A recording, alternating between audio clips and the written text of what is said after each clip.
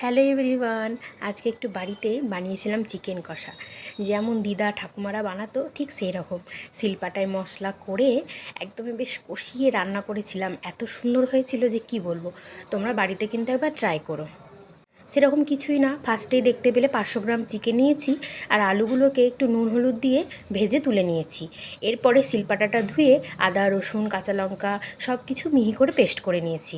তো আমি এখানে একটু চার মগজ আর 1 চামচ মতো আর কয়েকটা কাজু বাদাম সেটাকেও একটু মিহি করে পেস্ট করে নিয়েছি। এখন তো প্রায় বলতে গেলে শিলপাটা উঠে গেছে, আমরা সবাই মিক্সি করি।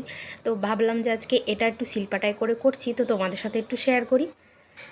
তো দেখো একবারে মিহি করে বেটে নিয়েছি খুব সুন্দর করে। একদমই মিক্সির থেকে শিলপাটায় মশলা করে খাওয়া সব থেকে ভালো।